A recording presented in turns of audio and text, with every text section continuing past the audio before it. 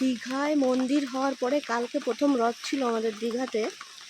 তা রথের দিনেই কালকে জগন্নাথ দেবের রথের চাকা আটকে যায়। এটা কেন হলো কেন? কিছু তো কারণ আছে নাকি? এমনি এমনি তো আর হয়নি। শুরুর থেকেই তো এই জগন্নাথ দেবের এই মন্দির নিয়ে একদম পুরোপুরিভাবে একটা নোংরামি চলছে। ভণ্ডামির তো কোনো শেষ নাই।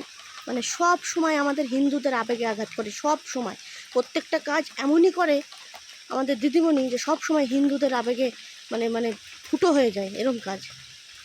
তা দেখলাম রথের চাকা আটকে গেছে, এমনি এমনি আটকায়নি। আমাদের দিদিমণি রথ টানবে বলে দিদিমণির পুলিশ জুতো পরে রথের দড়ি পাড়িয়ে ধরছে, নিচু করে দিচ্ছে পাড়িয়ে ধরে, তারপরে আমাদের দিদিমণি এসে রথের দড়ি ধরছে।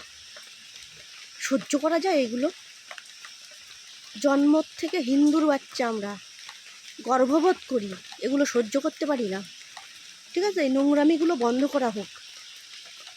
টানার দরকার নেই, এরকম রথ টানার দরকার নেই যেখানে রথের দড়ি, আমাদের জগন্নাথ দেবের রথের দড়ি পুলিশ জুতো পরে পা দিয়ে পাড়িয়ে ধরছে, তারপরে আমাদের দিদিমণি এসে রথের দড়ি ধরছে। ছি ছি ছি ছি, এইগুলো দেখার আগে না মানে আমাদের জাস্ট মরে যাওয়া অনেক ভালো। সহ্য করতে পারি না, কোনোভাবেই সহ্য করতে পারি না এগুলো।